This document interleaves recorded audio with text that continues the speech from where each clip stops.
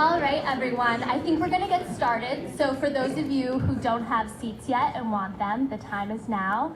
My name is Kate. I work here at Venmo on the operations team, and I'm so thankful and grateful that all of you came out today. I know it's a bit off the beaten path, which seems impossible in New York, but we appreciate it. When a colleague and friend approached me about hosting this event, I didn't hesitate to sign on. The work that C4Q is doing in the tech community is the most important thing right now. And we're so honored to have each of you here with us, and we're so excited for the demos. So I'll turn it over to the important stuff. But after, please join us for some tacos, beer, and then we have Venmo t-shirts for everyone.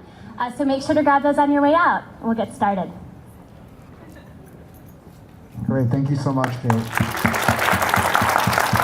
Hello, everyone.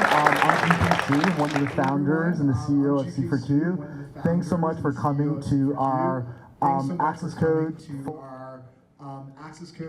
Full Stack Web Demo Day. We're so excited that all of you are here with us. Before we get started, I just want to take a moment and give a big thank you to our Demo Day sponsors. Facebook and Google for Entrepreneurs, and then also our hosts for tonight, Venmo and PayPal. All of our showcases tonight and the next two nights wouldn't be possible without their support. So let's please give them a round of applause. And we're so glad that you could join us as our developers launch their apps and their careers in tech. So before we get started, I'm going to tell you a little bit about C4Q. Our mission is very simple. We believe that people from every community and background should have the opportunity to learn to code, get a great job, and start the companies of the future. Tech has created tremendous wealth and opportunity, but it's also exacerbated who has access to that. It's now the second largest sector here in New York City, and our mission is to make sure that everyone has access to that, and that everyone can participate in the future. Learning how to code, getting meaningful jobs, particularly for audiences that traditionally lack them. We believe there's talent from every background, so we work to identify the most talented individuals and create pathways for them so that everyone can achieve their full potential. And we're really proud that our program demographics reflect the diversity here in New York.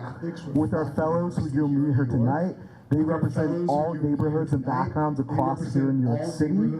And beyond serving a gender-balanced class and also having minorities fully represented, we also serve the nearly 65% of New Yorkers who don't graduate from college. This is important to us because we know that technology can enable more people and increase economic opportunity. We've seen this success with measurable impact through our program, and we know that our graduates are becoming leaders here in tech in New York. And our graduates not only are transforming and making impact in their own lives, but helping power and transform companies as well. These are graduates from our previous cohorts who've launched their careers. From being waiters and admin assistants to working at some of the most innovative tech companies in New York City across America. We really believe that they represent the potential of New York City and the additional talent that exists across our country. Continues to grow. Presenting tonight is one of four cohorts that we trained this year. This means that almost 130 new talented and diverse fellows will graduate from our program in just a few months.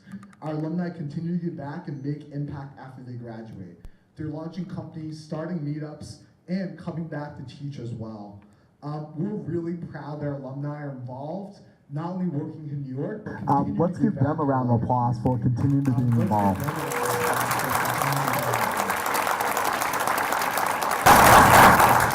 Today, you're going to see some of the products and passion behind the developers in our program, but this wouldn't also be possible without our fantastic funders and supporters that make everything that we do possible and provide this opportunity.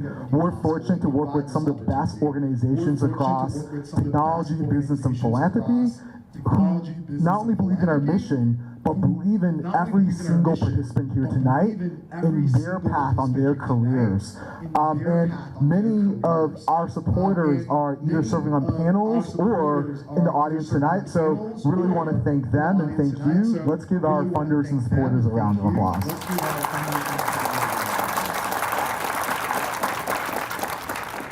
As part of tonight's event, we've asked an esteemed group of leaders in tech to join us and share their real-world industry expertise. Our panels will represent the audience and they'll ask the teams questions following the demos, providing feedback and also insight on the apps that you'll see tonight. So let's meet tonight's panelists. First, we have Emily Anderson, who is an engineering manager at Venmo. She was a math teacher and became a developer. Thank you, Emily.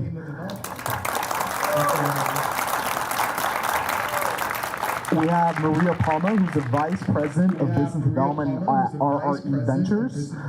She's the head of platform of the firm, and as that, leads initiatives to help founding teams grow and scale and expanding RRE's presence here in New York. Thank you, Maria.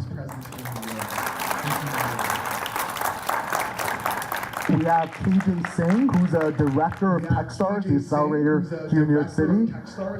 In his current role, he sources and screens hundreds of startups as part of the program selection process and makes sure to get into the program and grow as companies. Prior to Techstars, he was a management consultant with Booz & Company in New York. Thank you. Our fourth panelist is Spencer Slow, who's Oath's VP of Brand and Advertising Innovation. He's responsible for helping them create industry-leading advertising products at one of the largest digital media companies in the world. Previously, he was head of operations at the Huffington Post and also the co-founder of head of product design and development at Interactive One. Let's welcome Spencer.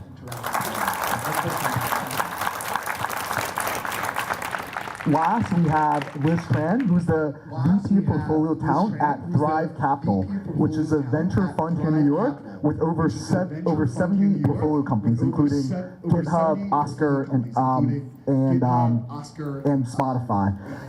Liz joined Thrive 2 years ago to help launch a talent function and actively works with the team to help Thrive's portfolio companies on all levels, from what kind of talent we can enter companies and helping learning and development.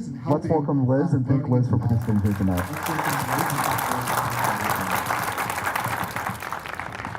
Now, I'm really excited to have them join us and provide their leadership to support our mission and program. I know that our fellows are incredibly excited to present their products to these industry leaders to get real-world feedback on what they've done and are able to accomplish. So with that, I'd like to introduce and welcome up Joanne Yoon, the Managing Director of Access Code Program, to tell you a little more about the program. Thank you. What's up, 4.1? Hi, everyone. So good evening. For those of you who don't know me, my name is Joanne. I'm the Managing Director of Access Code. I'm really thrilled for the 32 developers sitting in the front of the audience tonight to share with you all of the apps that they've been building for the past 4 weeks. Before I do that, though, I'd like to share a little bit of a rewind and talk a little bit more about the journey that they started on about 7 months ago. So, 7 months ago, you guys were applying to Access Code. This year we received over 1,560 applications for the program. And you guys probably still do remember this, coming on site, 3rd floor, C4Q HQ, testing and interview day, talking to members of the tech community, then moving on to the 2-day JavaScript workshop, and then finally finding out that you guys were going to be part of the Full Stack Web Days cohort. So it's an incredibly challenging and rigorous process, and we aim to make it as such to make sure that the fellows that come to Access Code and future alumni of Access Code really represent future leaders of the tech industry. So what does that really mean? Like, what are we looking for? Obviously, we knew that you guys could be successful web developers. But not only that, we could see your passion for technology. We could see your determination. Even making it through the application process took a lot of determination. And we could see your ambitions. So not just for tech, but just to change the course of your lives takes a lot of hustle. And so those are really the characteristics that I think will ensure that you're not just successful developers, but as I think you guys will see tonight, people who can mold and change the direction of what the tech industry is able to do in society. For the past 7 months, and the program is not over, but for the past 7 months, you guys began this journey in what is both an intensive and holistic program. So these developers gain hands-on experience in the fundamentals of full-stack web development, building increasingly complex projects, pair programming, and building apps as they did at the hackathon, and like what you'll see tonight, that put those skills to the test. But beyond your skills in JavaScript, React, and Node, you guys have honed your professional skills. You're starting to build your portfolios and your professional brands, and also started to develop your networks of both mentors and future peers in the tech industry. At launch day, you might remember that you guys had as your first challenge to build a tower made out of nothing but marshmallows and spaghetti. So if that was the first day where you developed and honed kind of your teamwork skills and passion for problem solving, this is such a milestone in your being able to really demonstrate those skills. You guys have tested and often pushed through the limits of your skills, becoming better every single time. And so whether it's learning to whiteboard together as a class or starting your own rejection board for jobs and internships, you guys, 4.1, you guys are doing it together. And so I know that no matter where you guys go, different companies, different cities in your lives, you guys are gonna have each other's backs. Taking a moment to talk about that broader tech community that you guys are about to join, I wanna take a moment to shout out our community of volunteers who work tirelessly to help our fellows achieve such amazing things in such a short time. So our volunteers, and this is really small print, impart valuable knowledge through both workshops and one-on-one coaching of our fellows. So on behalf of the entire C4Q team, I truly appreciate the support that our volunteers provide to the program, whether those that have seen us through multiple cohorts, some of whom I see in the audience, or those that have discovered C4Q for the first time. Can I get a quick round of applause for all of our volunteers?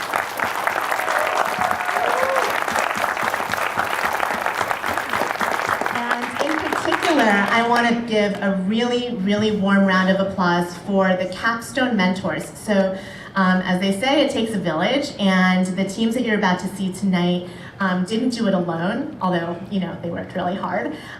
They had the help of technical mentors, many of whom are sitting in the audience, as well as design and demo mentors who really helped them bring their dreams from whiteboards in the C4Q headquarters to reality. So especially 4.1 fellows, but everyone, please give a huge applause to the tech mentors from Capstone.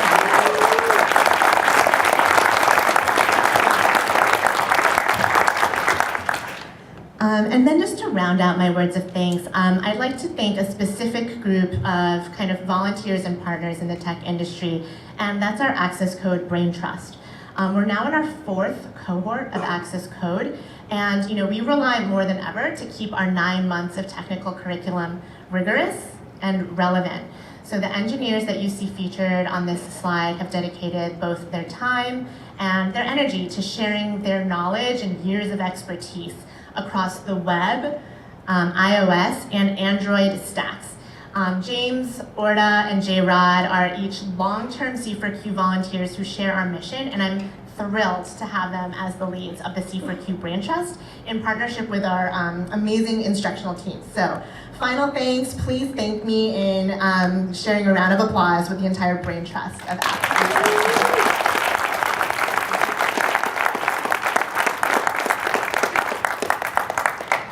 And finally, to close out, this is a graphic that you guys have seen, or variations of this, innumerable times. But I'll bring it up again one more time because it's a good one. You guys have completed the 6-month intensive immersion in the fundamentals of the program, both technical and professional skills. And you've spent the last unit of the program building products, product development. But this isn't the end of your journey. After today, you guys will celebrate, get some downtime, and then move on. So you're gonna go from the momentum that you're gonna feel at the close of demo day tonight into the last units 8, 9, and 10 of the program, prepping for technical interview qualifiers, building your passion projects, so taking everything that you've learned and putting it into your individual portfolios, and then embarking on your individual job search. So one bittersweet thing for me as the program director is that you guys all start out in launch day as a class. Capstone team, you guys become teams like this smaller unit. And then, moving into units 8, 9, and 10, you guys are gonna be trying to forge your own journey, going it alone. But like I said, I know you guys will always have each other's backs, and we always do as well. Whether you're looking for a job, day 30 of your new job, year 2 of your job as a junior developer, we're always here for you at Access Code. And I know you guys will, again, have each other's backs. So basically, to wrap up, I'm so proud of all that you guys have accomplished in the past 7 months.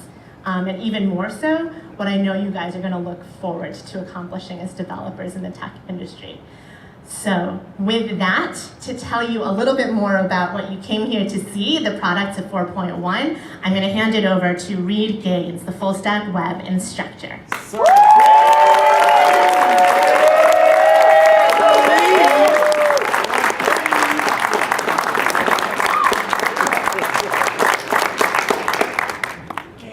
Hi everybody. My name is Reed. As Joanne said, I'm a web instructor here at Access Code and one part of the team dedicated to making sure our developers come out of this fully technically prepared. Now, learning to code is no easy task. It takes dedication and persistence. However, our fellows over the past 7 months have shown that they're equal to the challenge.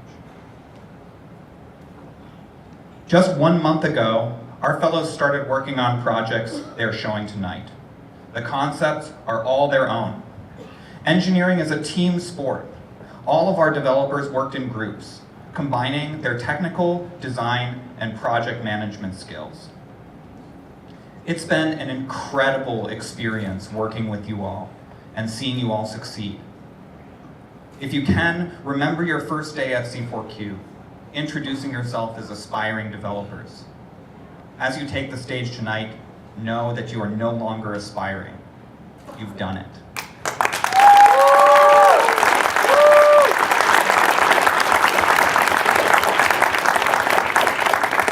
Okay. Each team will begin by introducing themselves. Then they'll have 6 minutes to demo their apps for you. Afterwards, we'll pass the mic, although the mics are already there, to the panelists for 2 minutes of Q&A. I would ask you also after that to give about 60 seconds of time to let groups transition. They might unplug the projector because they have a lot of trade secrets that they're trying to protect. And then after all of that, we'll have a round of comments from our panelists to close out the evening. Does that sound good? Everything's clear? All right. I'd like to welcome group number 1 to the stage. That's Feather.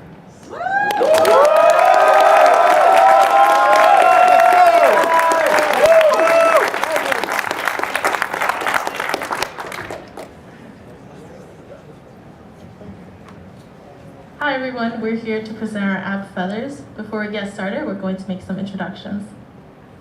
Hi, my name is Joanne Guzman. I'm the tech lead on this project. Prior to C4Q, I was interning at a company where I was working mostly with operations and numbers, but it was a rare moment that I actually left my desk and went to go speak to some developers that a new curiosity sparked, and that was web development.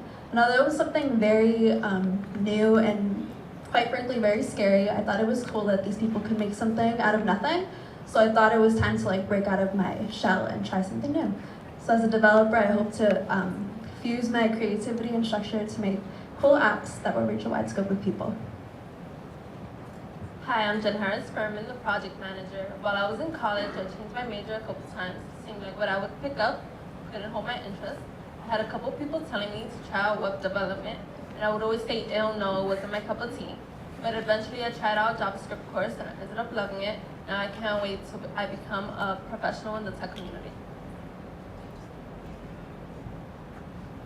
Hi, my name is Michelle and I'm the demo lead. Before this program, I'd been working in the retail industry for several years, and although I moved up through the ranks, it still left me unfulfilled.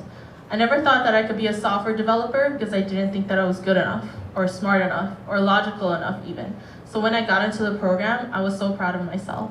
Ever since then, I've been addicted to this feeling. I want to continue proving to myself that I can achieve great things and use my skills to help people connect with and improve the world around them. Hi everyone, my name is Princess and I'm the Scrum Master for this project. Prior to C4Q, I'm a stay-at-home mom, and in trying to connect with my first child, I realized that he wasn't reaching his milestones. He had challenges other kids did not have. Because of that, I became passionate about childhood development, and I realized that if I learn how to code, not only will I be able to have a career in tech, but also be able to build products that could be helpful to people with disabilities like autism spectrum disorder and their caregivers as well. Hi, I'm the design lead. My name is Sergio Toski. I'm an indigenous Mexican immigrant. I moved to Queens over a decade ago. In the last few years, I've been running workshops to help my local mom and pop stores use Yelp, Google Play Space, Shopify, and Squarespace to develop an online presence. With the skills acquired in C4Q, I'm enthusiastic in the new ways I can help my community. My people are drastically affected by current surge in technology, but lack the resources to stay relevant within it. I look forward to working for a company that shares my values in technology, in community and technological equity. Now that we introduced ourselves, let's introduce Jane. So Jane is a native New Yorker who likes to explore the hiking trails of Colorado, but she's not comfortable going at it alone. She contacts her friends, but unfortunately, they're not available to travel with her. She desperately needs some time in nature. So Jane signs up for a couple of these apps, and when she does, she immediately gets bombarded with messages from men that aren't really looking to travel. So as you can see, this is a problem. Women do want to travel. In fact, 72% of American women that use the travel website Booking.com travel alone, and sometimes this is because their friends aren't available or have the funds to go with them. And yet other times women still don't feel safe traveling alone. Our app aims to address these issues by providing women with a way to find others like them. So now we're going to go back to our user, Jane. We're going to log in as Jane Doe right now. And upon registration, she fills out a short survey about herself with personal details such as her name, her age, and what she's like as a travel buddy. And you can see everything she selected on her profile in the About Me tab, where everything that she selected is highlighted. And next we have the Current Trips tab, where she can add a trip. And through our Google Autofill API, she can fill out a destination. And she can also fill out a short survey about what she wants in her travel buddy, such as if her travel buddy could be a night owl, an early bird, or if they smoke or drink. And finally, we have a bucket list tab, where she can fill out a destination that she wishes to go to and what she plans to do if she was ever to go.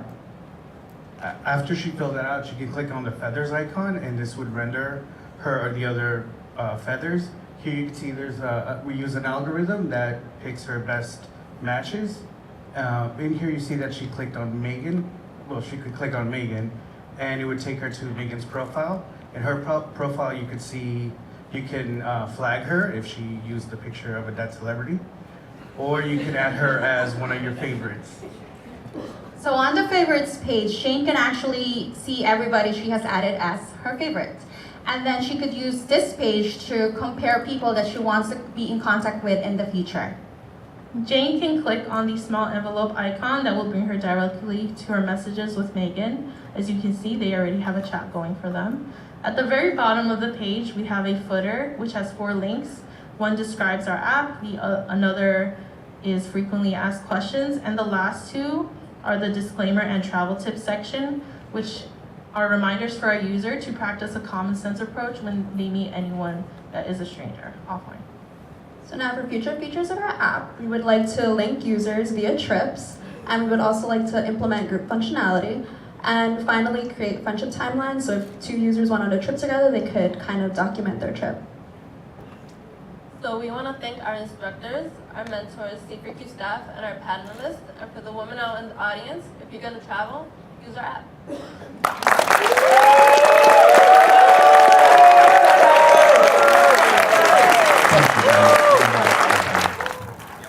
That was really extraordinary. Great job, guys. I'm a female, obviously, and I travel a lot alone, and I love something like that. Seems like you guys have a lot of great chemistry together. Maybe what was the biggest challenge you had working as a team, and also what did you guys learn about the best ways for you guys to work together? We would say our biggest challenge was actually narrowing down our idea, because once we came up with an idea, it was 10 of them, it was a lot of them, and we just had to narrow down what we all agree with. Did you guys have any technical difficulties as you were building the product, or anything that you had to learn as part of the process? I would say that the matching algorithm that we use to match our users was our biggest technical hurdle. Princess and all of the team really did a really great job of learning new packages such as React tabs and the Google autocomplete API. So our biggest challenge was definitely the matching algorithm. It took us a full day to whiteboard it and then, actually code it. Great. Thank you guys so much. Give them another round of applause.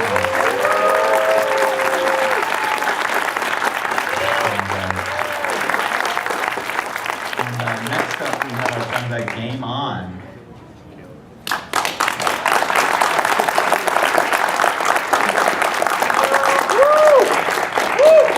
Good afternoon, audience and panelists. My name is Kelvin Rodriguez. I am Alejandro Franco. I'm Joy Sajabi. And I'm Romy Zelaya. And we are Game On!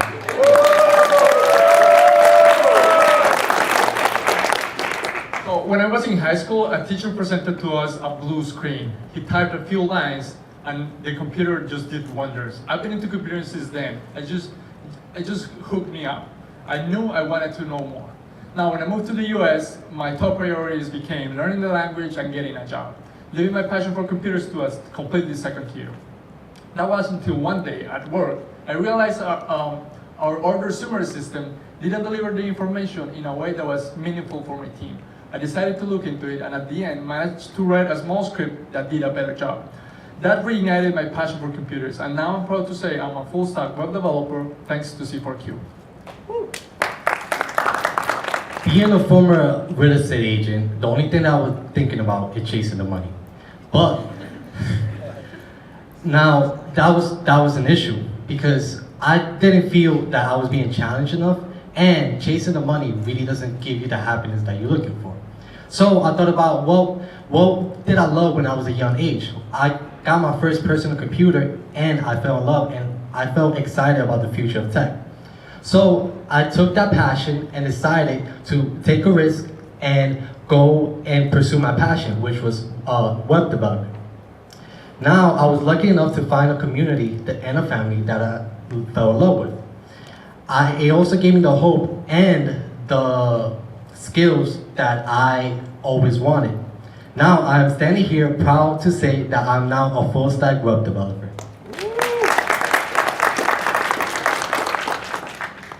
Prior to C4Q, I was a recent college graduate exploring my future prospects and contemplated on what I wanted to do next. I came to a realization that software is really embedded in numerous departments and fields, which made me want to pursue it. I wanted to get a new set of skills that would open up more windows of opportunities for me. I'm ideally looking for a company that's going to challenge my thinking and creativity and will really contribute to my growth as a developer.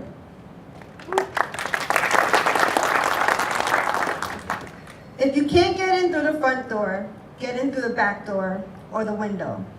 Now, that's not an advice to break into someone's house. That's the advice my high school math teacher gave me when he saw that I was interested in math and technology. When I entered college, I made sure that it was my one goal to get into the engineering school. However, I did not meet the grade requirements, so I majored in English instead. After graduation, I still did not feel fulfilled, so I went on a quest and I remembered what my teacher said. So I went knocking on doors and windows until someone let me in. Now I'm proud to say that I am a software developer. Now that you heard enough about our stories, we have an interesting problem with the solution we think we can fix. But first I have a question. Who has ever wanted to play or organize a game but could not because you had scheduling conflicts? Well, great. Game On addresses this issue by creating a platform for players to connect with other players, to play in matches and to earn points and rank up. Now I'm going to start the demo portion of our presentation by introducing our first user, Kelvin. He's a real estate agent, and in his spare time he loves to organize pickup sports. You know what? Today I feel like having some fun. I actually want to play a game of soccer. Let's actually host a game and see who would join. Kelvin goes to create an event page. In the event page, he selects the location, the time, the sports, and the team dynamic. Our second user is Alejandro. He's a competitive soccer player. He's the best in the city. I actually feel like playing some soccer. Alejandro goes to look for a game on the map. He uses the filter feature by looking by sport and by proximity. Once he finds something, he clicks on the marker which leads him to the game page. He clicks join, and Kelvin and Alejandro meets. Hello, are you Alejandro? I heard you were one of the best in the city. You got that right. You think you have what it takes to win? There's only one way to find out. Cool, let's play. Game on. Kelvin as a host starts the timer. They play. Oh man, good job. You stood a champ. That was a great game. Yeah, that was fun, but you know, we're all champs here. You're right about that. We should do this more often. Cool. Since Alejandro won and Kelvin is the host, he enters the winner into the survey. The Game On gives Alejandro 150 points because he has won the game, and he gives Kelvin 50 points because he has played. This method encourages everyone who plays to compete to the top of the leaderboard. In the development of our app, we chose to limit our focus to 6 of the most popular sports within the US. In the future, we hope to expand this to include a wider variety of sports. Other features we'd like to implement a tournament and league feature where multiple teams can compete for a title. We'd also like to incorporate in-app store and potentially turn this into a mobile app. We would like to thank the audience, the panelists, our mentor, our tech mentor, Chris, and our instructor, Peter, Lev, and Reed, and obviously the C4Q family, which we thoroughly love. We would now like to open floor for questions and answers. And by the way, I hope to see all of you on the court. Sounds like there were a lot of things you aspired to do. How did you choose which ones to start with first, and who chose? Was it a group decision? Was it one person made the call? Okay, so pretty much like Feathers, we had a lot of ideas that we want to do, but we didn't know exactly what to do. Previous to that, we had an idea about a parking app, but we found there was too many competitors. So we thought about, well, we play ping pong, and how about, and we don't have like an app or a way to keep score with each player. So we thought, well, why can't we do that for all sports and bring people together? So that's how we thought about Game On, in a way where we could have fun, we could provide fun and a way for healthy competition, and also bring people together to have fun. Are you guys going to continue working on this after the program, or after this, or are you guys thinking about something else? To be honest, we see this app, and I think I agree with my teammates, as a very with a lot of potential, especially because some of our competitors, they have two problems. One is they focus on only one sport, and the other is they lack on motivating their users. And that's two qualities that we have, and we actually want to stress upon. And we actually thought, well, maybe we want to, after this is done, keep working on this and have something out there, take it to the park, see if people is using it and learning from it.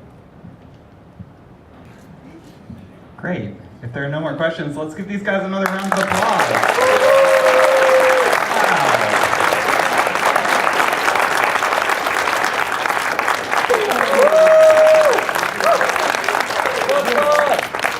Thanks. Hi guys, Shadon Blackman, Scrum Master. Creative problem solving has always been a strong point for me as a lefty. Most recently has manifested via my clothing line and a coat that I designed with specialized pockets that eliminate the need for a backpack or purse. I look forward to bringing my talents to the tech community because it provides a perfect landscape to face a variety of daily changing issues on a daily basis. From styling to algorithms, Full Stack has allowed me to chase my wildest problem-solving dreams. Thank you.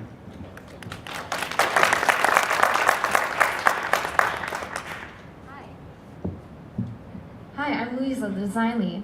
From the beginning, I've been curious and a fierce DIY artist. When I was 5, I gave myself bangs. Or at least I tried to. They grew in, eventually. I went on to develop a better hairstyle, but that need for DIY persisted. In my previous job, I was introduced to programming, where I taught myself to create databases and make queries. I fell in love with the enormity of what I could learn and the ability to DIY on a larger scale. Now I'm no longer just making queries, but I'm building entire applications. Thank you. Hi everyone, my name is Umet, tech lead. Since I'm from Russia, when I moved to US first time, learning the English language was challenging for me. I love coding because it allows me to express myself and shows me how I am strong in problem solving and logical thinking. Overall, using my coding knowledge, I wanted to create something new and useful that has never existed before. Therefore, I will always look forward to keep improving my coding skills. Thank you. Hi guys, my name is Ian Contaste. I'm a native New Yorker who grew up in a family record shop where each of my siblings were expected to take on a task.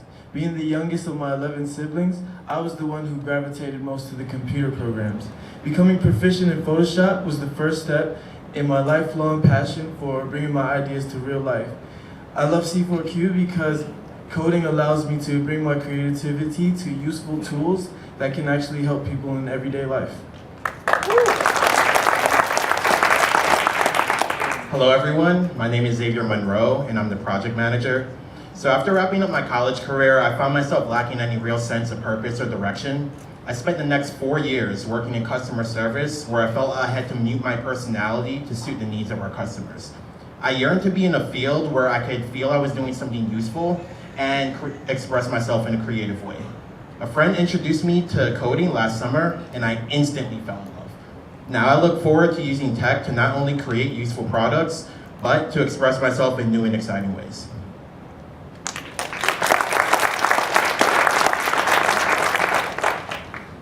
So, at Cookbook, we realized that cooking is one of the best ways to experience and share our cultures.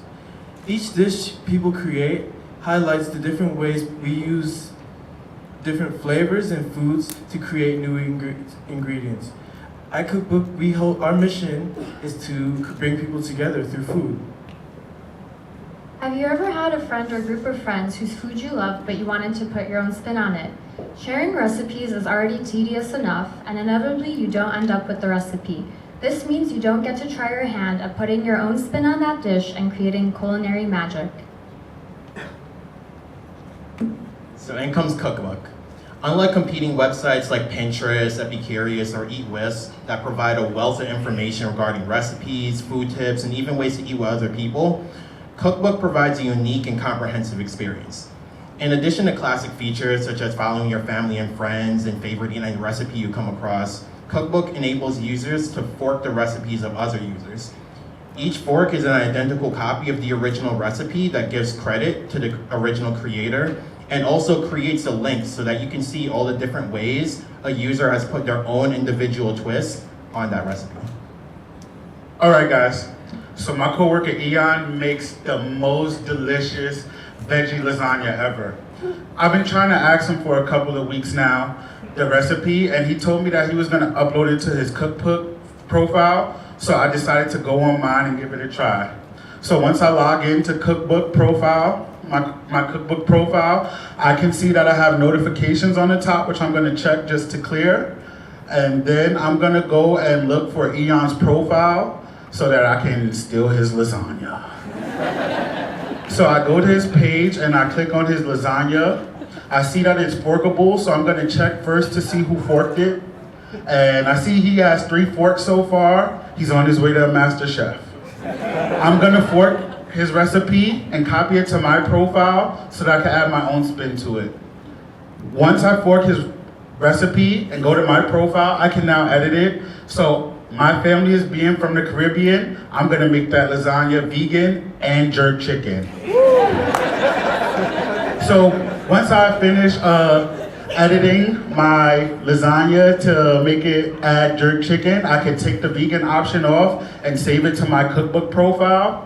When I take it to the family dinner, I'm gonna ask my family to log on to my cookbook profile and give their feedback and maybe try to fork it for themselves.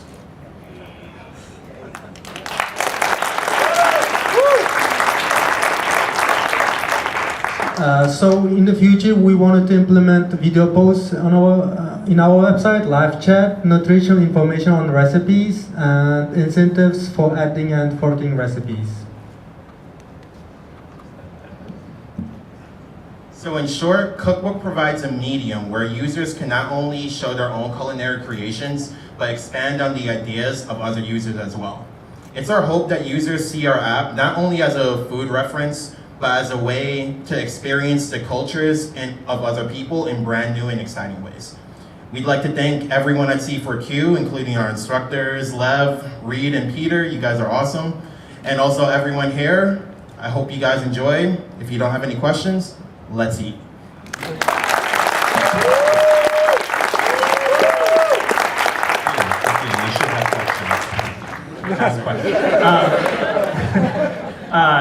One question I had is, what do you plan on doing for user acquisition? How do you plan on getting people to sign up? And have you thought about that? When we thought of the original idea, we thought half the internet is food and half the internet is cats, right? And we wanted to do something with food. We thought cats were boring. And mainly, Facebook and Instagram is where most people go to post their own food recipes, right? But it's not really focused to that. Like, it can get lost in the shuffle between vacation photos or whatever else you want to put up. So we wanted to create a centralized site that later on, when we allow integration of Facebook and Twitter and other social media sites, users have a centralized spot to post all their food ideas. Also, doing the marketing research, we figured like our audience would be from users from ages 10 to 70, which is a pool of over 5 billion people. So we live in a social world, so we figured like we'd be able to pull from like word of mouth. Can you talk a little bit about the competitive landscape here, whether it's kind of BuzzFeed's Tasty Video programs or other places where people are sharing recipes today? So other recipe food sharing sites, like the ones we mentioned, and BuzzFeed Tasty Eats as well, sometimes they provide like too much information, we feel. Like Pinterest, it can be hard to find, like, is this a recipe or is it just a photo of food, something like that. Other sites provide a social aspect. You can follow family and friends, but we don't really have a website that has an all-encompassing experience where you can add your own unique twist on each recipe and expand off of other users' recipes as well. I have a quick question. So one of the things that I kept hearing is forking. How do you know if somebody actually wants to fork the recipe? What if I want to make the lasagna as is, but maybe you can come back and ask me later, kind of, hey, did you do anything different? Kind of coming back full circle, so then you can fork it after, right? So maybe that's something to think about going forward. So I may like the original recipe. I don't know how it is, but maybe it's great. I think like the idea was we wanted to give people the option to fork, so like you don't have to fork anybody's recipe, and like if you upload a recipe, you don't have to make it forkable. So like if you just want your recipe to stay the same, you can keep your authenticity, but like if you want the community to make their own mashups of it and see like where your recipe can go from like origin, then you have that option. Get it? Oh, I just wanted to say I really liked the forking option. I look at a lot of recipes online because I'm vegan, and in the comments there's always like, oh, I swapped this for that and I tried this for that, and it gets really confusing to try to amend the recipes, so it's nice that there was like a really clear UI to do that. Great, thank you guys so much.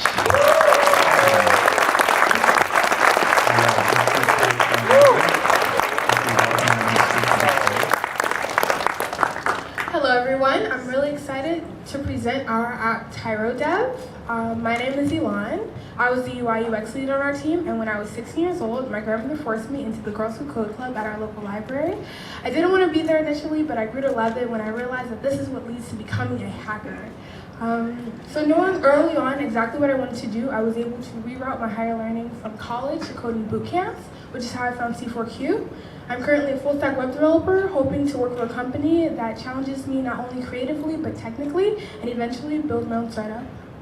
Hey guys, my name is Simon Gaviria. I'm the tech lead, and I'm a 23. I'm 23 now.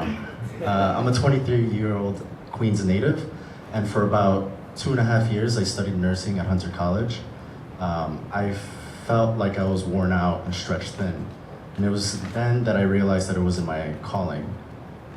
A close friend of mine actually just suggested, hey, why don't you take an intro to computer science? It was then that I fell in love with the concept of turning my ideas into something tangible. And I hope to use these newfound skills to give back to the community through education. Hi, my name is Monique. I'm the project manager. I first wanted to get into tech because of community organizing. I've been doing grassroots community organizing for 7 years in Woodside, Queens, or Little Manila, with the Filipino immigrant diaspora, fighting for immigrant rights and raising campaigns against gentrification. Wow, the collaboration of creating ideas into reality is something I'm very passionate about. I hope to work with green technology and education and create apps for my community. Hey guys, my name is Newton Brooks. I was the Scrum Master for our team. For the past few years, I actually worked at Apple as a specialist, and I was able to see firsthand how Apple's innovations affected so many people's lives. I decided I wanted to create an app that would do the exact same. So I came up with this app idea that's going to help people get same-day jobs, and I'm working on that now for my passion project. In the future, I hope to finish my passion project, but also gain a job in fintech, considering I have a finance degree and this newfound development experience. Thank you. I'm Carlo, and I'm the demo lead for our application. So I got my start coding years ago with C, C++, systems programming. But now that the industry has shifted to web first and cloud native, I decided to link up with the C4Q, get up to speed with the standard practices. The future for me would mean turning my curiosity and love for coding into a career solving new and interesting problems. So let's talk about our application. Our application's name is Tyro Dev, and it derives from Tyro, which means a novice or absolutely new to any field, and Dev, which simply implies that this is a developer tool. So what does our application try to solve? So let's talk about the problem. The problem is there isn't a good platform for new developers to get help with code issues and explain abstract concepts visually. And you may ask yourself, why is this a problem? Well, this is a problem because new developers are afraid to enter the field of development because websites like Stack Overflow or Code Mentor may contain a lot of jargon or content that new developers just aren't used to. So let's say you're Keith, and you're having issues exporting functions from one file to the other. You don't really know how to solve this issue, so you post it on Stack Overflow. Sadly, all the responses you get are really condescending, and they focus too much on the way you're wording your question rather than helping you. Luckily, you found TyroDev. So heading over, Keith has already created an account, so he would go on over to the issues feed and he would search for exports. Seeing that nothing's come up, he would post an issue of his own. So giving it a title, "My Exports Aren't Working." He's given the option to either upload files from his local computer or from his GitHub, which he'll do. So post the link and hit next. And now he's able to choose the files that he wants. So he'll click on both files and he'll hit next. And his code is rendered in the text editor where he can make any last minute changes, but he doesn't need to. So he'll just post a description of what his issue is. And hitting done, his issue is rendered on the issues feed. So as the great problem solver I am, I would also log into TyroDev and visit the issues feed. Upon visiting the issues feed, I can see that Keith has posted an issue about his exports not working. After carefully looking at the issue, I realized that this is something that I can actually solve, and I would hit submit solution in the top right corner. After carefully looking at it, I realized that Keith forgot to export his functions. So I'll go ahead and make the changes. And as you can see, Keith's code is on the left side and the new solution is on the right side. After making the changes, I'm gonna go ahead in the solution description and I'm just gonna let Keith know that he forgot to export his functions. Then I'm gonna go ahead and add the solution on the bottom right-hand corner. So Keith has been notified via email that Newton has added a solution to his issue. He would go back in and the changes that Newton made are highlighted in the text editor. He can also read the description of the changes that Newton has made. So now he can mark his issue from open to closed. So just a quick recap on the app. Our app has an easy to use interface that allows a user to log in and pose a question, as well as uploading files from the user's local machine or GitHub repository. Our app also features side-by-side text editors where you can easily see the difference between the original code and the solution code. It also provides a non-hostile environment for new devs to ask questions. Thank you very much, Simon. So for our future features, we would like to include a reward system where people who are posting solutions for people's problems will get badges. Another feature we would like to implement as well is for people who are posting problems that have similarly been posted before, they'll be prompted with a feed of answered solutions that have been given for similar problems. And lastly, we would like to open this up for organizational use for companies that want to work this internally with their teams so that they can work on projects together internally. And I would like to open this up for any Q&A and any questions that anyone may have. Thank you. Thank you.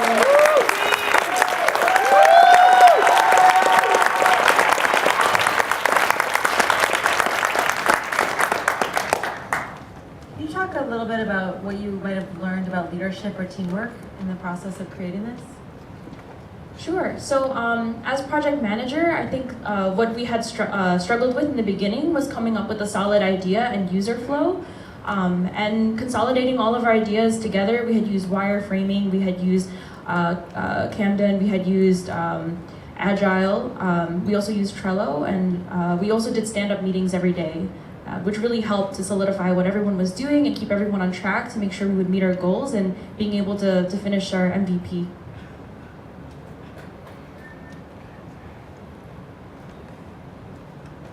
Tell me a little about the design. Did you guys use some sort of bootstrap to do any of it? Is it all just from your brains? Are there any third-party integrations for the dual text editors? So the dual text editor is actually a React component. We had kind of an issue getting it to work with our code, which was like a lot of like what our time was spent on, but after we got that done, everything was really fine. The only bootstrap we used was for making the nav bar responsive and making the page where you choose which files you want to embed, making that one responsive as well. Besides that, it's all vanilla JS and vanilla CSS.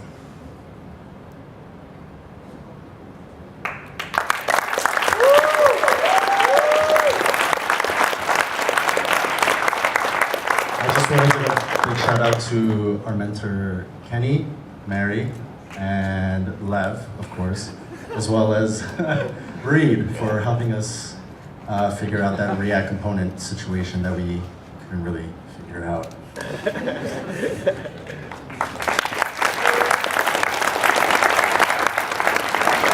guys. I hope you invite Tutelage to the stage.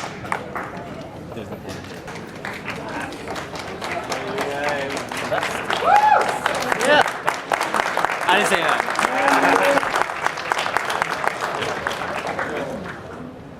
Good evening, everyone. We are Team Tutelage. Hi, my name is Eddie Harmon. I'm originally from Chicago, Illinois, and I got into tech after watching an inspiring Steve Jobs interview where he stated that coding is the new literacy. So I wanted to do two things. I wanted to make apps that either made people's day-to-day life better or apps that solved huge world problems.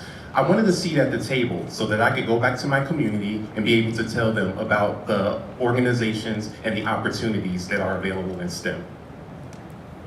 Hi, my name is Carolina Restrepo. I'm from New Jersey. I started my career in social services, and I realized I could combine my passion for both web development and tech. Oh, and helping others. I work with people with disabilities who are learning how to communicate more effectively with others through apps. And that's where my spark for web development and tech accessibility ignited. Hello everyone, my name is Herson Castillo. I was first introduced into programming when in high school, a friend of mine approached me about making an Android app. While we never completed the app, I was fascinated by the process of turning my ideas into logic statements and having that rendered into software by the computer. Since then, fast forward a few years later, and I started using software to teach myself how to play musical instruments. And while I found a few flaws in every app that I've used, I've decided I want to be a part in making software for other people to learn how to play their instruments. Good evening, audience, panelists, friends, and family. My name is Greg Davis. For the past decade, I worked as a social worker across the United States. The work was intrinsically rewarding and valuable. However, at times it became very mundane. I yearned for more. In 2015, I was introduced to software engineering, where after a few weeks of picking up the skills, I was able to make my own task manager, which I used. It was then that I realized I can use these newfound skills, as well as my background in psychology, to make something that the world can use, an app that people can find useful and meaningful. I think our app Tutelage is actually just scratching the surface of that goal. Hello, my name is Nicholas Chavez. I was born and raised in Queens. Before I started coding, I was a bartender in Brooklyn. My sister always told me to do something with my life, and I wasn't really doing much other than working and playing video games. Then my sister showed me a program which I took charge, and I strived to start coding. And now I'm able to build things that I love, such as video games. How many people here have ever asked anyone for help? Whether that's a family member, a random person on the street, a coworker? Yeah, we thought so. So basically, it puts you in a very awkward, compromising, vulnerable situation to ask for help. Bottom line, asking for help is really hard, but that's where we want to turn it on its head and change the game. What if you could come to an app and then actually, instead of sitting there awkwardly waiting for someone to approach you to help you, there were people who actively sought out and gave you the help that you needed without you having to wait around. There are other apps and helps out there for mentorship, but they fall short because user, let's say, adjustments happen where when you log on, it begins to tail off. So users get lost in the system because there's no interaction. Sure, you might look up a person's birthday or see where they currently work, but outside of that initial connection, you no longer speak to that person. You just make a connection randomly. It's very surface. Just think about this. Roughly all professionals, up to 80% of their time is spent on their job. So think about how you can go through almost your entire adult life and never have a mentor for yourself. Tutelage aims to be the bridge between people seeking advice and people who want to actually take someone under their wing. So instead of actually having someone who you're a mentor and mentee relationship with, instead of being with someone who you might not be able to click with, why not instead use our app? That way you're matched with someone who you already share mutual interests and mutual values with. That way you can forge a relationship that won't last just a week or a few months, but will actually last several years. So I'm an incoming junior developer who's going through the technical interview process, and I would like to improve my skills in whiteboarding. I don't have friends that are in the tech profession, and what's even more frustrating is I use several of these mentorship websites where I tried to find a mentor, but they failed me. Meet Richard, who actually is the mentor for tutelage here. He's in the crowd. Richard's real life story was a mentor over at Code Mentor. He signed up to be a mentor, but he wasn't matched with a mentee. So he slowly fell out of the system. Tutelage is the answer for that problem. So allow us to demonstrate so that you can see this in action. Now, you will arrive at our beautiful, illustrious landing page that entices you to make an account. Now, since Richard already has an account, he'll log in with his credentials. Now, once he logs in with his credentials, he lands on his account user page. This is going to give you information about his bio, what his interests are, and what is his specialty field that he's in. Now, the first thing he's going to do is he's going to take a survey. Now, underneath the hood, the survey works where we have an algorithm that will match users specifically on their values and their interests. So he'll click on things like what's important to him in mentoring and how mentoring should be done. Now, Richard prefers face-to-face, so he chooses face-to-face. Now, among other questions he'll answer, Carolina, our other user who's seeking to be a mentee, will answer similar questions, and the algorithm will pair them based on their answers. So once he does that, he'll be able to look at Carolina's account. Now, once he sees Carolina's account, he's able to see her bio, what her interests are. When he lands on Carolina's page, he'll be able to see things like she's into whiteboarding, she's into coding, she's into technical design. And once that happens, he'll be able to say, I see that she has the similar interest and she's looking for help. Let me reach out to her and pursue. So he can send a message to her, something like, hey Carolina, I saw that you're into coding and programming and you need whiteboard experience. I'm a senior developer and I have several years experience. How about we meet up and discuss you being my mentee? Once he sends that information, Carolina will be walking down Fifth Avenue, for example, and what do you know? Richard sent her a message on her phone.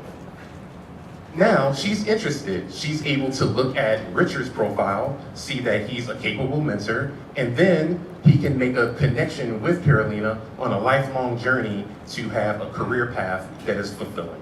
That's not it. We have some future implementations we like to implement into our app, among which is Google Maps. We like users to be matched on their proximity, notably zip codes, a chat box so users can interact with live chat, real time.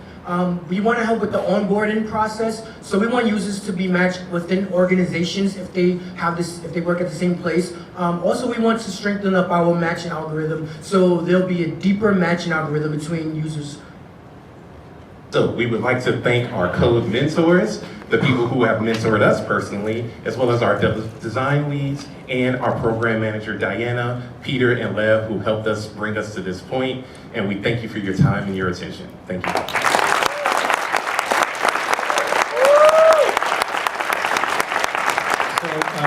Who ended up doing the design of the presentation? That was me. Very good. That's very good. Very clear and easy to understand.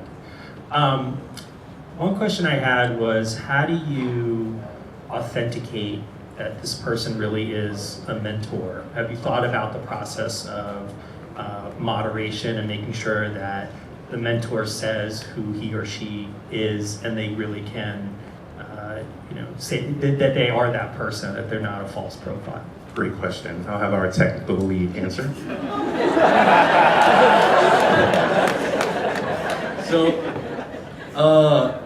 What we're going to have implemented in our website, which we haven't yet, is to allow people to be able to rate users. So if someone is lying, saying that they're someone who they're not, then that's going to be borne out. If someone tries to interact with someone, say, hey, I'm a mentor, and that person is clearly not qualified, someone's going to be able to say, hey guys, I'm going to review this guy, this is someone to watch out for. But in our database, to be able to tell who is a mentor and who isn't, when you sign up, you were able to sign up as a mentor or as a mentee, and you were able to toggle between the two, so people can tell who on the website is a mentor and who on the website is a mentee.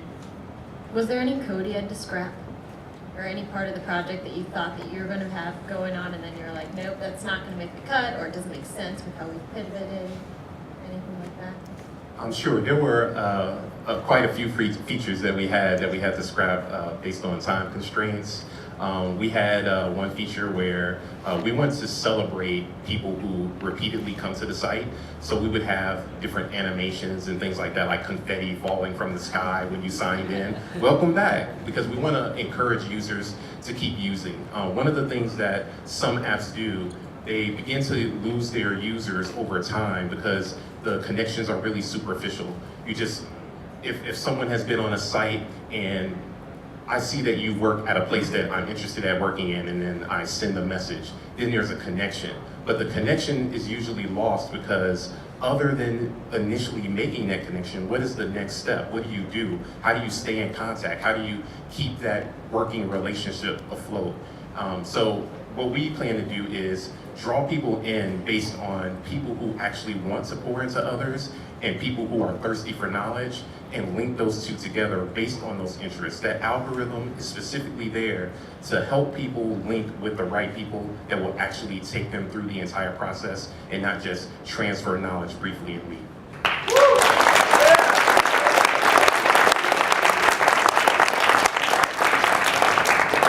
Thank you guys so much. Give them another round of applause.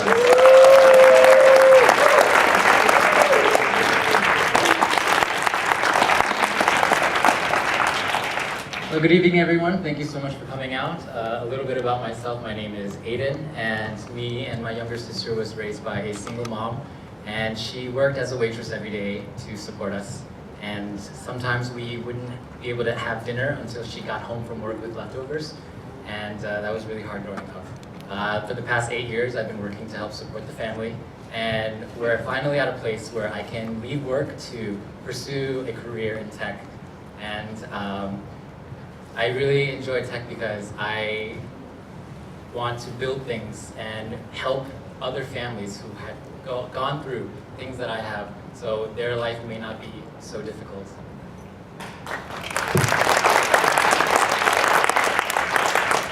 Good evening, I'm Ryan, and I'm an artist. When people hear artist, they tend to think of it in the traditional sense, with a canvas and paintbrush. To me, an artist is someone who relishes the creative process, no matter the medium, whether it's painting or coding. I started my creative journey when I was a child drawing my own comics, and it continued into college where I studied graphic design and took a web design class where I was introduced to coding. It opened up a whole new world of ideas and creativity. The artist in me needed to pursue these ideas, and hopefully with my newly acquired skills, I'll be able to continue my creative journey and develop products that people will enjoy and obtain value from. Thank you. Hello everyone, my name is Ruben. I'm the demo and Scrum lead. When I was in 7th grade, we had like these issued laptops that we had for homework. But because I was a terrible student, I actually never used it for homework. I just used it to browse the internet, YouTube, Newgrounds, DeviantArt, and other websites of the such. And it really shaped how I thought about how people use the internet and how they interact with the internet as a whole. Because I moved a lot, I actually spent more time in online communities than I did in actual physical communities because that was my scapegoat. But one day I hope to build an online community that other people can go and feel welcome in and make me feel the same way I felt as a child on the internet. Thank you.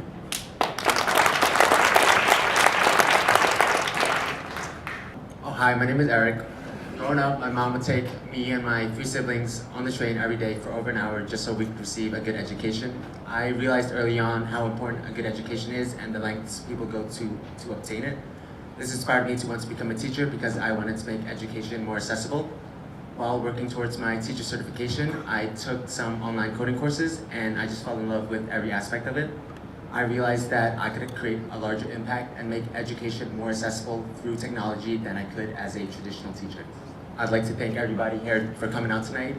We are very excited to present to you our app, Roomies.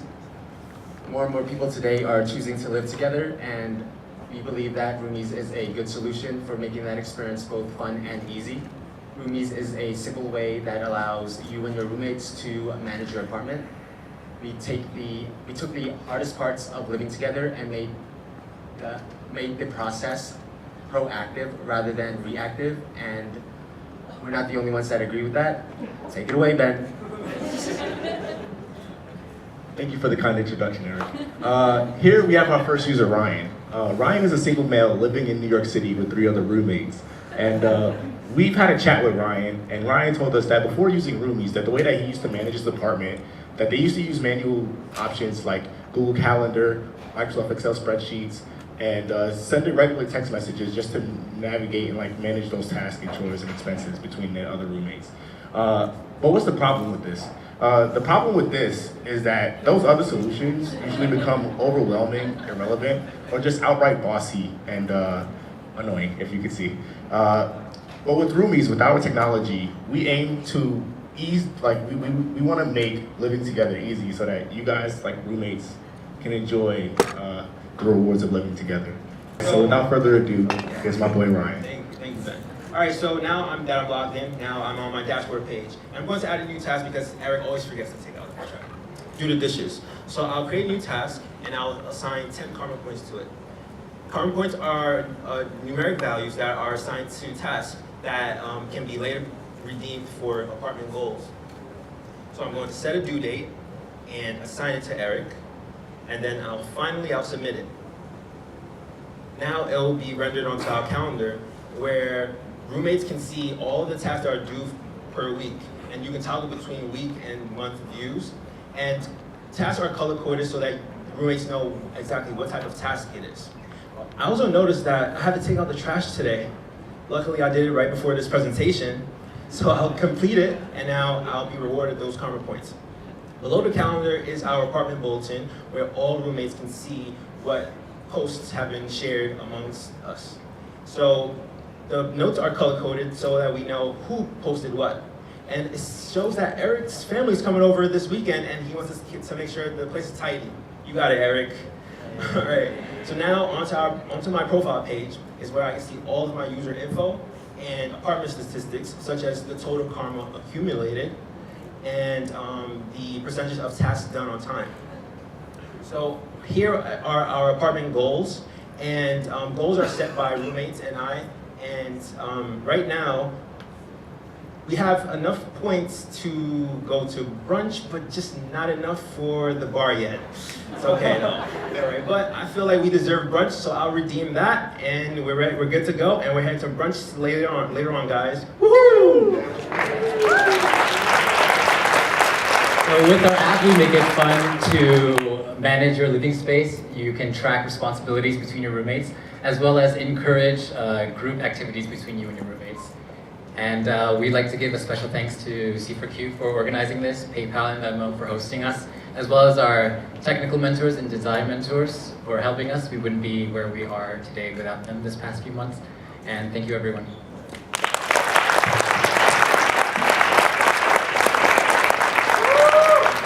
Could you guys talk a little bit about user testing or user feedback that you got as you were building this?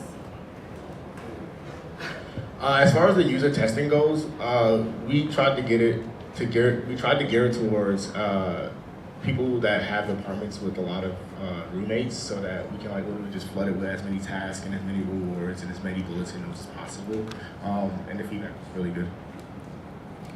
How did you guys decide what to focus on in terms of chores, expenses, or something else within this whole problem that you were going after? We just focused on like we tried to gear it towards the 3 main problems that owning, sharing a living space with another person was. And usually when you share a living space with another person, the 3 biggest things are like having chores done, who's gonna pay what, or how are you gonna get that money back, and actually allocating tasks depending on what the apartment needs as a whole. So we wanted to like join that, so like people can actually enjoy, you know, living together in this common space with another person.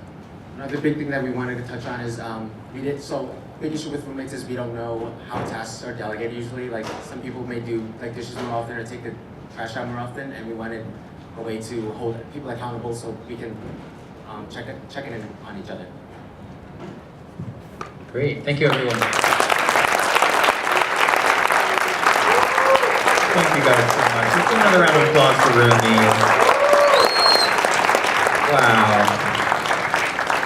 Great. Well, I was going to welcome them up to the stage, but they've already taken it by force. Hi, Elevate. Welcome.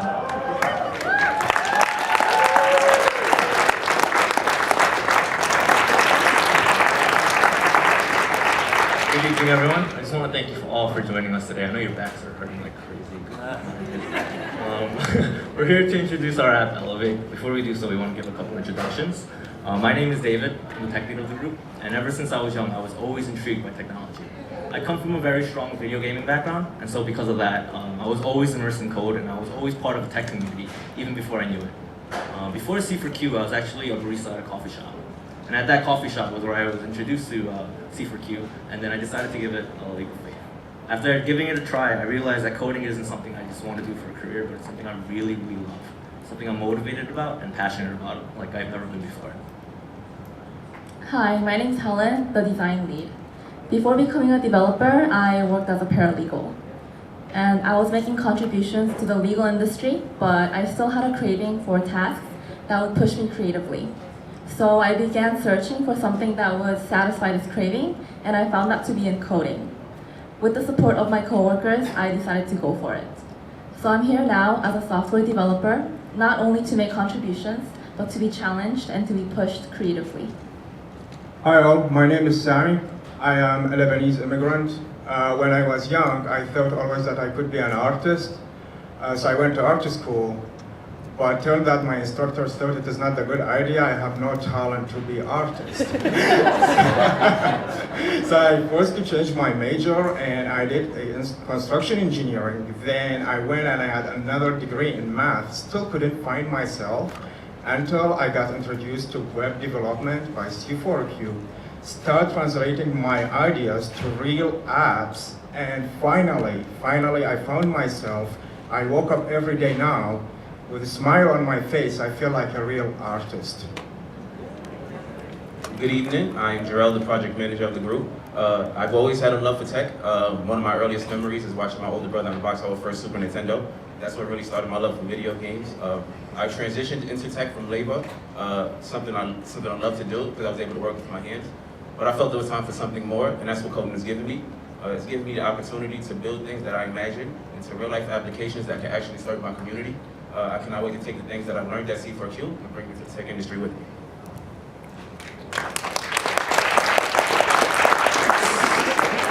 Now we would like to introduce you to our demo user, Mr. Joseph Reed Gaines. So Joey recently graduated from a coding bootcamp, and he sent 50 applications to different companies here and there. But that sounds exciting, but look at his face. Doesn't he look uncomfortable? So Joey Reed, our very cooperative instructor, do you think he'll be able to recite every company he applied to straight from memory? Would he remember every interview date? Would he remember the contents of every cover letter he sent out? So let's go over Joey's problem. For Joey, the job application process could become difficult and unorganized. A lot of valuable information can get lost, such as the application date, the position applied for, and even the company applied to. Those are the exact things we want to target. Those are the exact people we want to target. People who are actively seeking jobs but find it hard to keep up with all the little things. And that's where Elevate comes in. Elevate is our full-stack web application that is designed to assist and motivate users and help them organize their job search process. Let us demonstrate. So Joey's been using Elevate for about a week now, and he is able to log in with his email and password. Upon logging in, he is able to see his weekly activities, which includes applications logged, job rejections and offers, as well as all the jobs that he has logged on Elevate so far. Joey's actually here to log another job that he applied to yesterday. So let's say that Joseph, he applies to a company last night. We're gonna call it Tinder because he's very, very familiar with that company. He's actually very fond of the application. He loves how it works every day. He applies as a software engineer, let's say last night, so April 8th, 2018. So to further keep track of this application process, Joey is now prompted to upload his resume that he used for his application. Joey is also asked to upload his cover letter, but for now he's going to decide not to. So Joey was lucky because actually he got a call back from Tinder by Gary, the head of the IT department. He has an interview with him next month by May 9th by 4 p.m. So Joe has a short memory, and Elevate here to help Joe to remind his interview date and time by the notification system reminder, so he could get time ahead a reminder via SMS or email. Now, what motivates Joey to log every step of the job application process? You may have noticed on the top right-hand corner that Joey's been earning experience points. To get a more detailed picture, Joey goes to the user profile overview, where you can see his current ranking as well as all the experience points earned. Joey could also see the achievement badges that he's earned on Elevate, such as one for logging his first job application. That's a lot of data for Joey to handle. Just aside from resumes and cover letters uploaded for each job, Elevate is designed to take in this data and categorize it into 3 categories: awaiting, rejected, or offered, as you can see up here. So why don't we check to see if Joey has any interviews? As we mentioned earlier with our SMS messenger, Joey receives a text message that shows the name, place, and date of his next interview. And we also want to congratulate Joey because after his interview, he did receive an offer from Coalition for Queens. He actually got an offer, and he can go back to his job status and change it to offered, or that he can input a salary so that he could compare it to his other offers that he has already. So for Joey and Elevate users in the future, we would like to apply those features, which is company statistics, community forum, and job application, where the user could apply for a job through the app from Elevate itself. We believe these features will be key to our users and also our partnering companies. In closing, we would like to say thank you for taking the time to listen to us. This wouldn't have been possible without our great instructors, Reed, Lev, Peter, and also Diana. Once again, thank you for your time and thank you for your questions. And our app is actually deployed on Elevate.careers and go on the phone and check it out. Thank you for your questions.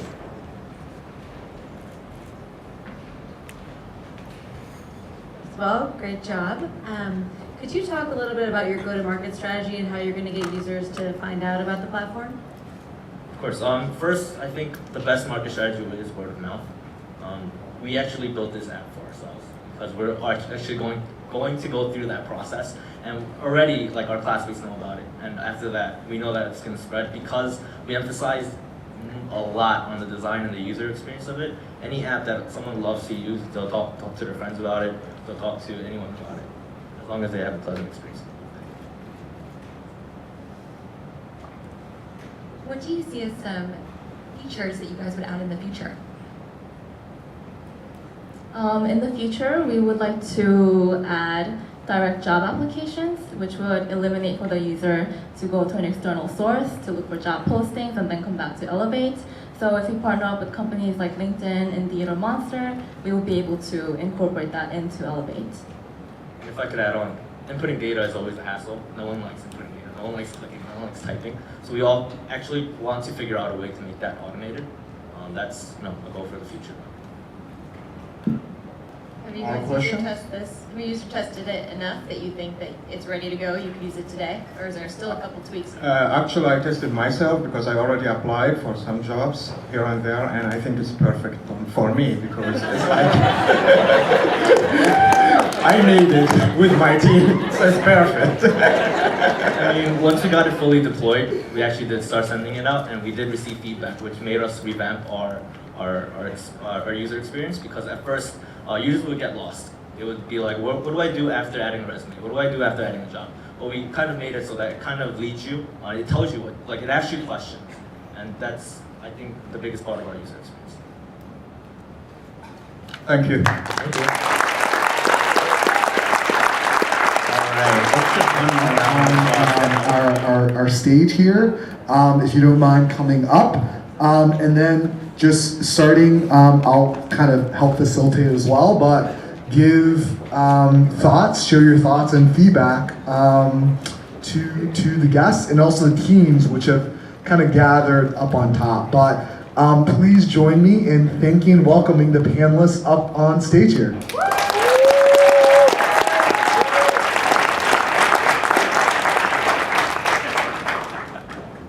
So maybe we'll start with Emily, if you don't mind, as one of our hosts and representing Venmo here tonight.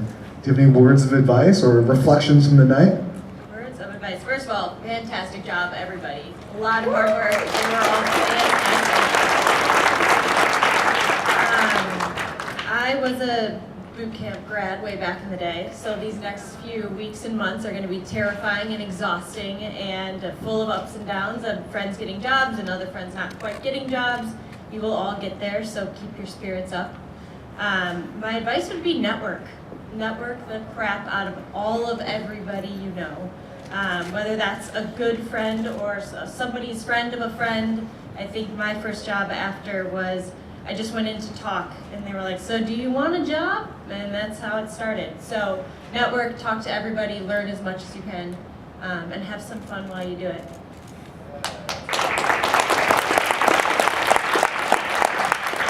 Maybe we're down the line, Maria. We're down the line? Yeah, All right. well, we can skip around too. People All right, feel free to we'll jump go in. for it. Yeah. First of all, thank you guys so much. I'm gonna echo you. It was phenomenal, and also just great to see so many people passionate about creativity and problem solving. I mean, those are pretty much the two skills you need in any job these days, so I think you guys are gonna be great. I was a big career switcher myself, not a coding or a boot camp person, but I was an engineer. I switched careers twice pretty majorly, and I guess some thoughts from that is, don't freak out if you get rejected. It's going to happen. It's part of the process, right? And so see if there's something you can learn from that, but don't let anyone, it's good to hear feedback, but don't let anyone convince you can't do this. Your future potential and what you're capable of is not at all related to your past experience. So what that means you need to be really good at is storytelling. That first 2 minutes of tell me about you, why you're here, like actually practice that. Like figure out what you're gonna say. I mean, you guys got up here and told us about your passion and your creativity today. Make sure you do that when you show up for those job interviews. I think that's really important. And if you put your mind to it, you can definitely make any change you want. So don't get too let down with the process. It's kind of bumpy as you go. It's part of the norm. Any advice also, you know, you're at RE and you see all these companies and different people, like any thoughts on, you know, for those that may want to, you know, join earlier stage startups or start companies in the future, or any reflection on the products that are here? Yeah, I do have a lot of thoughts on joining a startup, which I could come give actually. We should do that talk.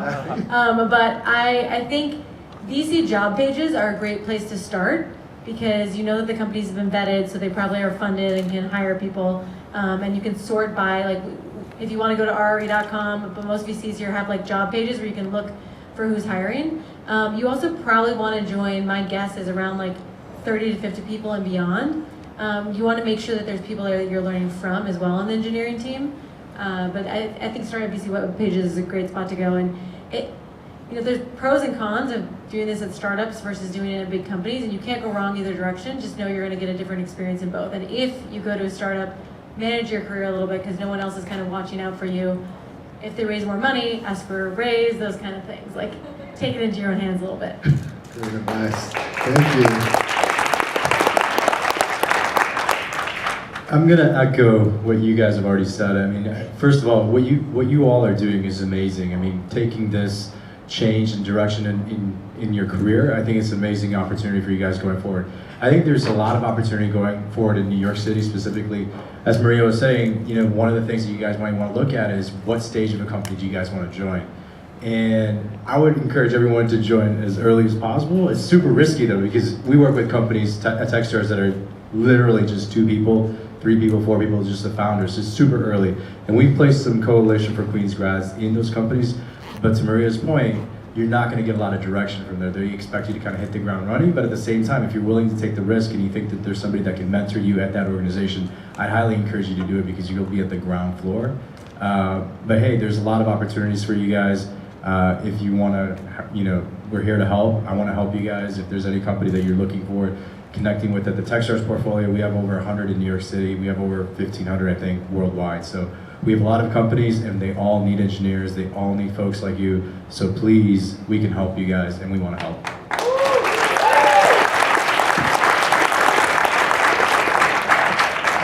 So super blown away by the passion that everyone had here. It was really inspiring for me, and I just got back from vacation, and I was kind of like dragging my butt around today, but I'm ready to like go tomorrow and go full force after today. As far as advice, the great Thornton Mellon once said, "Watch out for number one, but don't step in number two." And so I'm just kidding. So what I would say, really bad joke.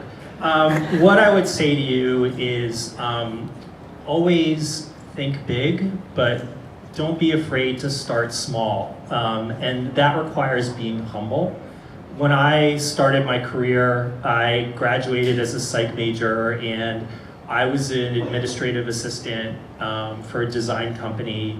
And today I work at one of the largest media companies in the world. And I always realized that, it didn't matter that I had a college degree or didn't have a college degree, or, I did the tasks that were asked of me, and I always did them with passion and rigor. And I think that that's something that you always need to hold true. And if you can always have that North Star and really be passionate and be humble, you're going to succeed in no matter what you do. So if I can give you any advice, that would be it. I'm here to help as well. Emily loves emails, so just keep hitting her inbox on LinkedIn. She said, no, I'm just kidding.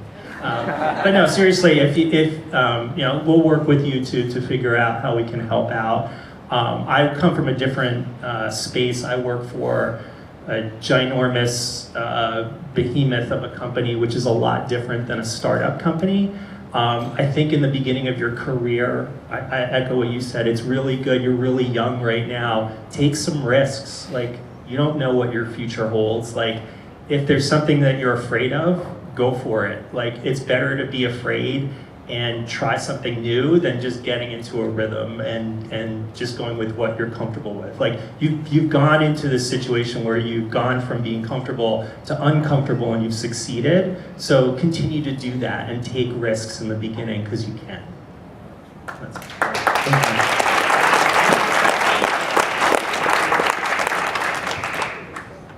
So thank you to all the teams.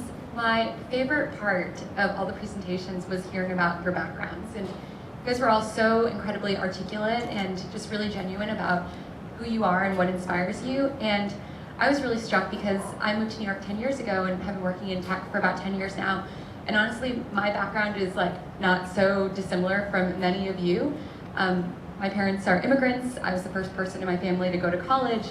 And when I first started working in tech, I thought, I don't really fit in. I'm so insecure about my background. And the one thing that I wanted to give you guys advice on is, your background is a gift, and the experiences that you have had that have led you to C4Q are what make you extraordinary. And I think that for myself all the time, and I wouldn't trade my background for boarding schools and Harvard. No offense to anyone who has had those experiences, they're so wonderful.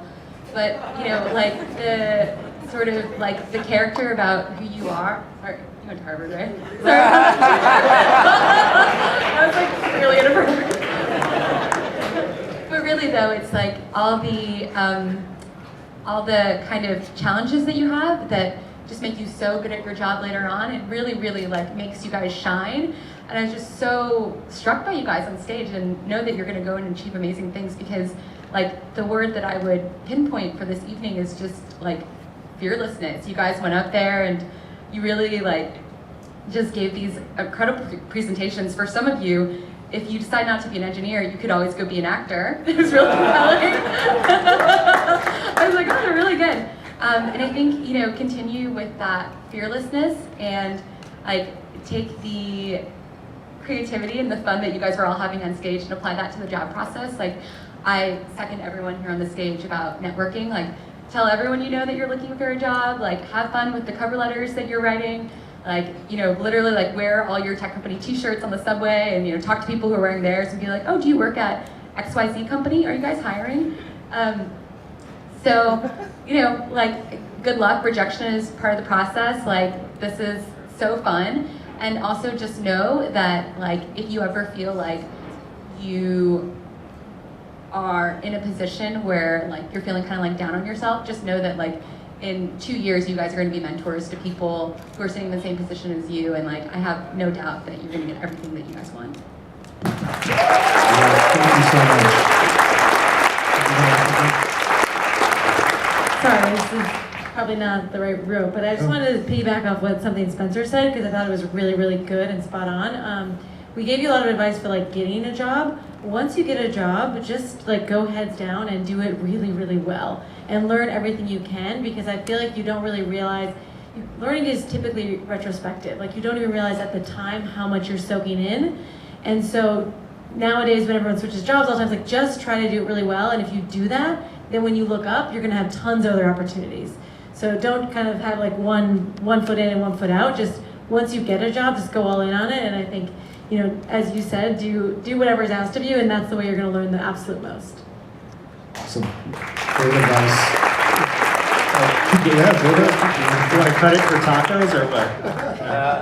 The other thing I would say too, and I forgot to mention, was that you know, your career, you're going to start off as a software developer, but there's a ton of other roles in this industry. And the way that I always looked at it was, you start here and it's a concentric circle going outwards in terms of what you're able to do. So you're going to learn about testing and QA and user feedback, and you're going to learn about back-end code and front-end code and graphic design and UX and UI, and you have the skills to do all of that. Right now you're specialized in one thing, but try and also take that all in because everyone's a strategist here, everyone's a designer, everyone's a developer.